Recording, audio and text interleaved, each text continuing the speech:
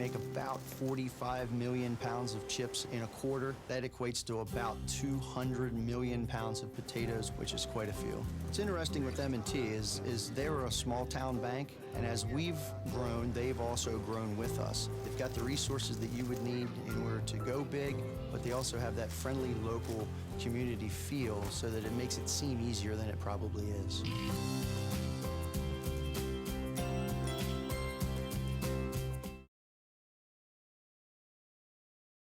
Hello and welcome to Candidates Up Front. I'm Judith Cranus, a member of the League of Women Voters. Our June 2nd primary election is coming up, and this is the election in which the main political parties, the Democrats and the Republicans, choose their candidates. You must be registered to vote as a Republican or a Democrat to choose your party's candidates. However, everyone, no matter your party or lack of party, every registered voter may vote on ballot questions, and there are 5 of them in the city of Reading this year. This year, Berks Community Television and the League of Women Voters of Berks County have joined forces to provide you with interviews of all the candidates in contested races, and we have information on the ballot questions. There are contested races this year in the 9th Congressional District for the Democratic Party, that's in Upper Berks County or Northern Berks County, and in the 127th Pennsylvania House of Representatives districts for both the Democratic and the Republican parties. In each district, the candidates will all get the same questions and will have the same amount of time to answer each one. We have done this so you can compare them. Please note, if you are not yet registered, you have until May 18th to do so. If you need more information on registering or voting, visit elections@countyofberks.com. That's elections@countyofberks.com, or phone our Berks County Department of Elections Services at 610-478-6490. And this year you can vote by mail-in ballot. That application is available on the same website or through the same phone number.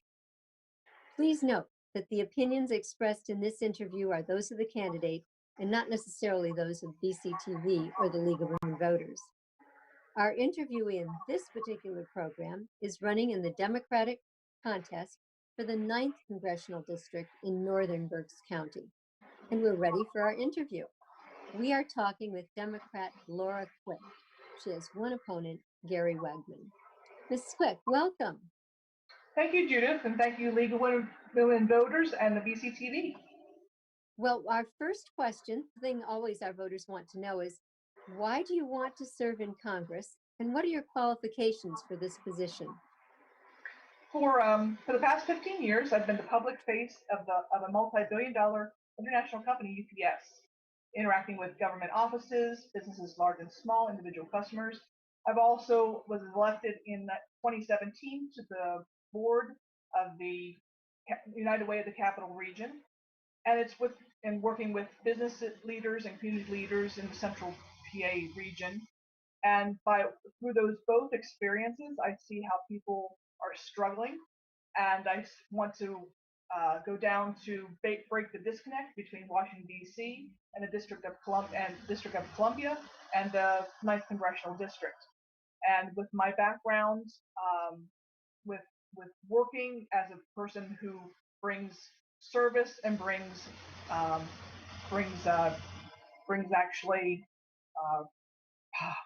solutions rather than complaints, I want to go down and make sure that the people back here are being best served. Thank you. What should voters know about this office? Why is it important to them? Everything that Washington D.C. does, any type of legislation, they're in control of the purse strings of so many programs that can affect people right back here in the 9th Congressional District, as well as across the nation. So you want somebody who is going to represent not only your interests, but listens to you, to what your issues are, and that will be here in the community as much as they are down in Washington, D.C., so they can have you can make that connection from the needs in this area to the needs to the actual opportunity to meet those needs at the federal level. Thank you. What are the three most important things you want to accomplish if you are elected? Number one, we need to decouple healthcare from employment and overhaul our healthcare system in general. I also, as a former teacher, education is a very important issue for me. Our higher education has become unaffordable, and we have a massive student loan debt. And I don't hear a lot of people talking about that. And then, probably most importantly, is I'd like to get the idea across of a livable wage and secure retirement. And what I mean by a livable wage is one job, 40 hours a week that pays the basic bills, and the secure retirement that we keep our pension promises so that people can retire with dignity. Thank you. As we speak, we are in a pandemic. Did our federal government respond appropriately? And if not, what should it have done? Our federal government unfortunately responded too late.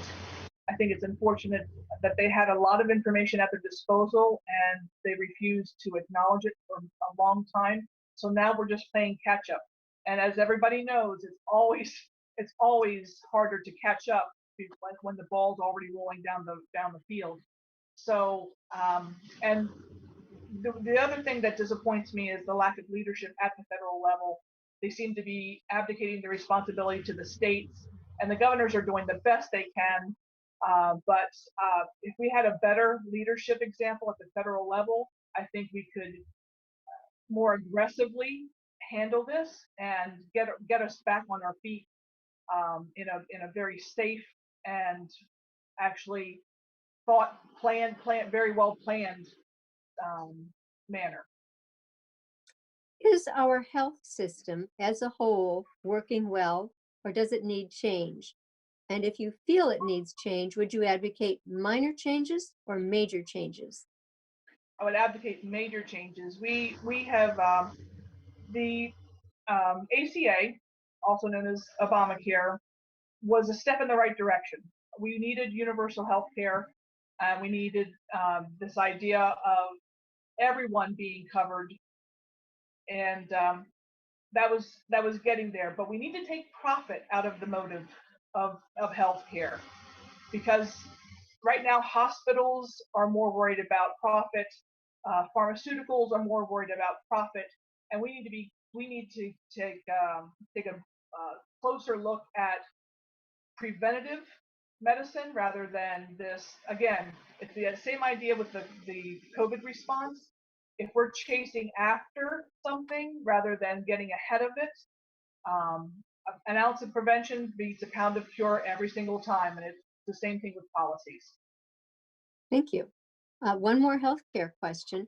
The Women's Health Protection Act, which was recently passed by the House and is now in the Senate, it states, access to safe legal abortion services is essential to women's health and central to women's ability to participate equally in the economic and social life of the United States. What are your thoughts on this statement? And this is a 30-second question.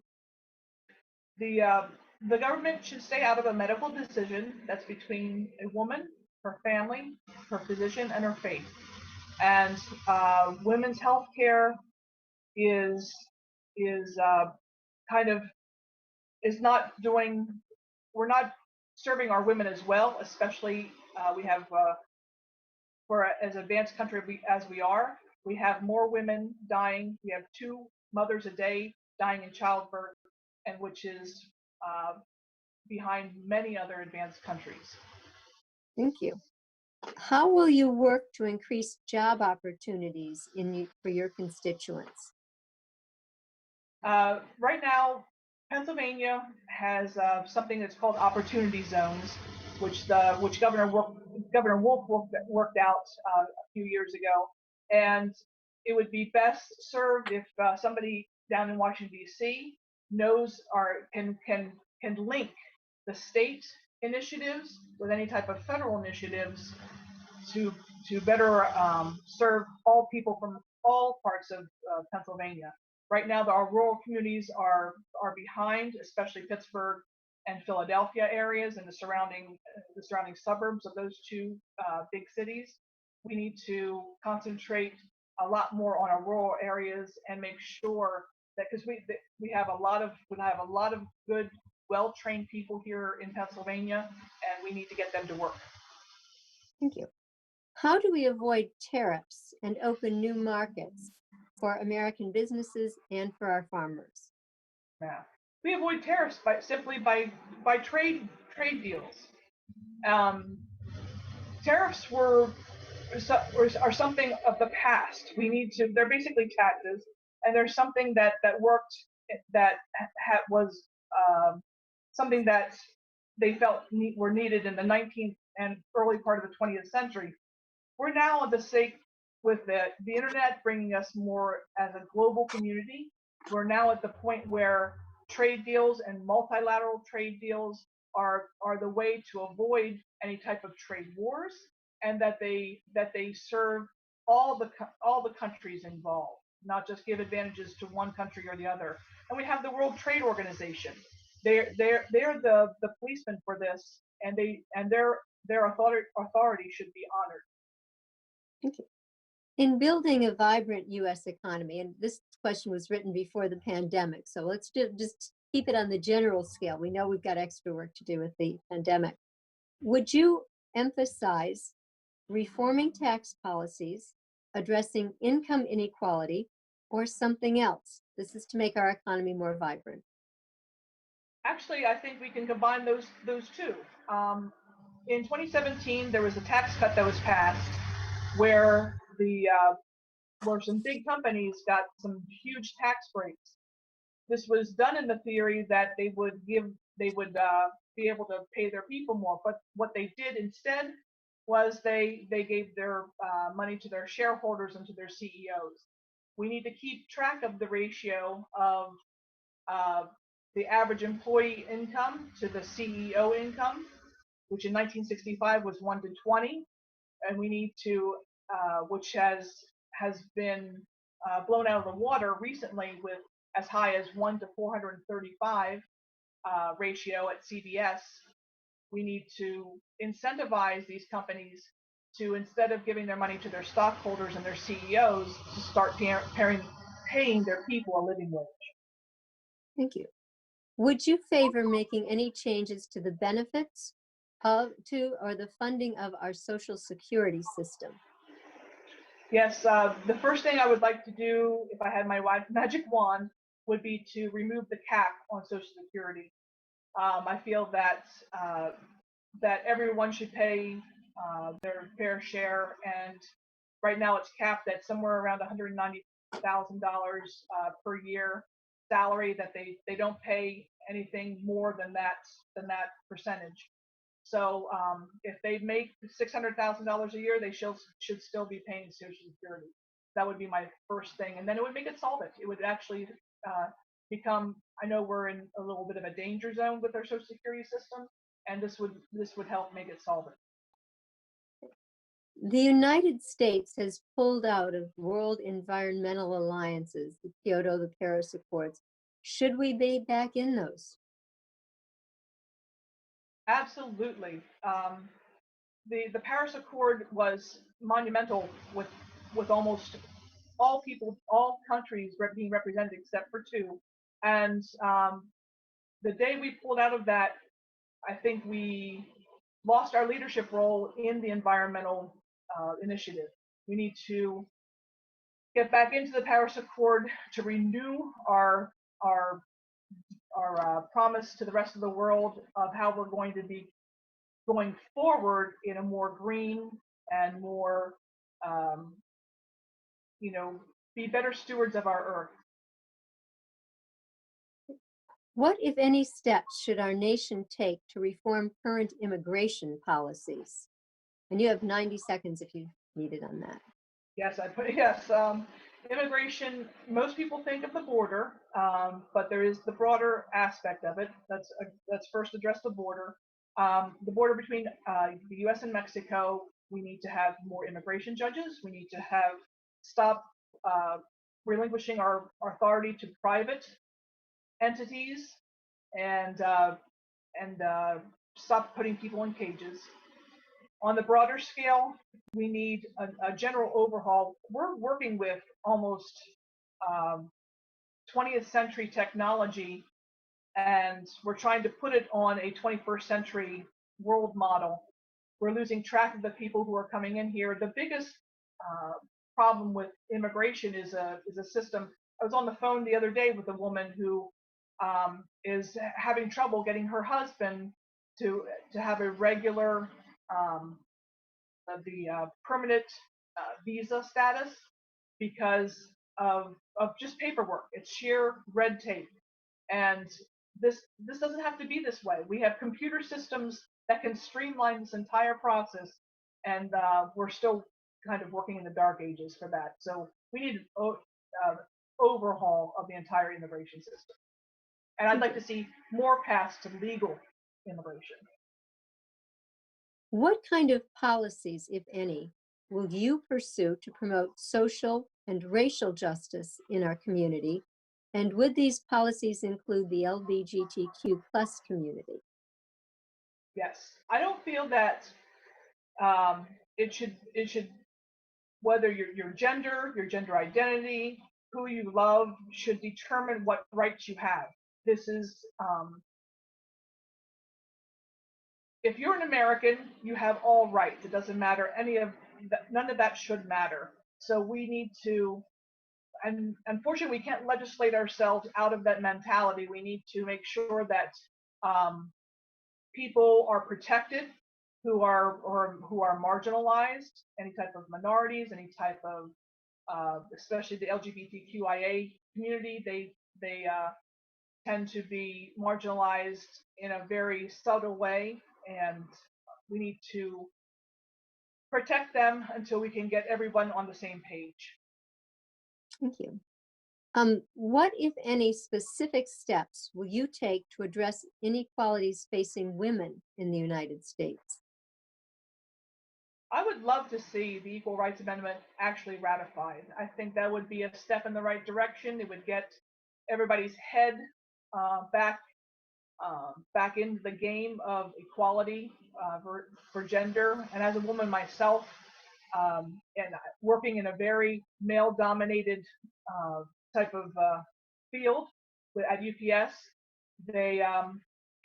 it would be nice to have more transparency of what people earn, so we know for sure, so we know exactly what type of pay gap is going on, and then that would uplift so many other minorities, females, and other marginalized groups as well.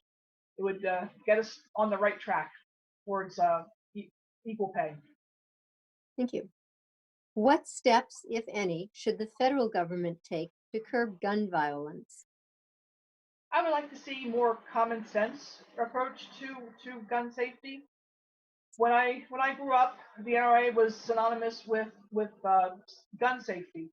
I grew up around guns. I'm very comfortable with them, but my father, my stepfather, stored all his guns in a safe. We were taught to make sure that everything was unloaded. Gun safety should be the main purpose, and then we should. I'd like to encourage responsible gun owners who are very adamant about the Second Amendment to come join us and find solutions for the gun violence in the United States. Because if we can join forces instead of working at odds on basic gun safety, I think we can make some bold steps towards a less gun violent nation. What should the federal government do, if anything, to provide an equitable, quality public education for all children, pre-K through grade 12? The Department of Education was only established in 1976, and that was it was mostly trying to help out any type of disabilities, make it equal access to students with disabilities. And through the years, they've become more of a carrot and stick approach between the federal government and each individual state government. So I would see the federal government taking more of a leadership role of what, but it should be up to the states how they want to run. Every state needs to run its own, but the federal government can take the lead and maybe incentivize certain policies to make things a little more streamlined across the nation, so that we're sure that all students get equal education, equal public education. As a former public school teacher, I'm very pro education, public education. Thank you. What is your vision for upgrading and maintaining our infrastructure, and how would you fund it? We're talking about roads and bridges. Yes, yeah, and then infrastructure is also internet and a bunch of other things. That's true. But yes, and so there's a group of people with the idea of the National Infrastructure Bank, which is something that I've hitched my wagon to as well. This is a group of people with economists, historians, policy people, and it's the idea that by monetizing the debt that is already existing, we create a national infrastructure bank that will eventually turn a profit of $4 trillion a year and employ 26 million Americans. So this is, and this would help, especially now during the COVID-19 pandemic and all the unemployment that's going on. It would help pull us out without adding to their national debt or increasing taxes. Thank you. What measures do you support to improve and secure elections and voting in our country? It was a sad day when when the Supreme Court no longer enforced historically questionable areas within the United States who had questionable fair voting practices. But I don't want to go back. I'd like to go forward, and I would love to see a national holiday for the election. I would also like to see, I thought Pennsylvania did some great things with bringing registration online, mail-in ballots, making voting more accessible to everyone. Instead of putting obstacles up for voting, let's make sure everybody can vote and we don't disenfranchise people. I don't believe that voter fraud is a problem. All the statistics I've seen, it's more a problem of people not feeling like their vote counts. So we need to make sure we get people to the polls. Thank you. During the pandemic, we've seen Congress act in a less partisan manner at times, but for several years, the public has seen Congress is so partisan, it is dysfunctional. What would you do to remedy this? And this is a 30-second question. I would do my best to reach across the aisle to, I don't care what your party is, if you put people before party, we're thinking the right things. We're going to be doing the right things together. We need to emphasize that we need people, not politics, to decide how we go forward. Thank you. And I think we do have time left that we can do a closing statement. Well, the COVID-19 situation has put campaigning on its head, as it's put our lives on its head as well. And I've been reaching out, instead of doing normal things as door knocking and going to events, I've been reaching out to small businesses, small and family-owned businesses in the district, and voters, seeing how they're doing. Is there anything, because I've been also working with members of Congress to try to help them help us better. And I feel that if we have a more responsive person in Washington, D.C. for the 9th Congressional District, if we have somebody who listens, we can actually put the back in representative, and we can have a better, more successful life for everyone back here in the 9th Congressional District. So I need your help. I can't do this alone. On June 2nd, please vote for Laura Quick, and you can look for me at quickforcongress.com. And again, please, I need your vote because I can do this in November. Thank you, Ms. Quick, for sharing your message with our VCTV viewers. And before we close, I want to remind our viewers that there is another candidate in this race, Gary Wegman, and we do have an interview filed with him. I encourage you to watch it so you are fully informed when you vote. Thank you for watching Candidate Upfront. These programs are brought to you in the public interest by Berks Community Television and the League of Women Voters of Berks County, and they're sponsored by M&T Bank. I'm Judith Cranus. Good day. We make about 45 million pounds of chips in a quarter. That equates to about 200 million pounds of potatoes, which is quite a few. What's interesting with M&T is they're a small town bank, and as we've grown, they've also grown with us. They've got the resources that you would need in order to go big, but they also have that friendly local community feel so that it makes it seem easier than it probably is.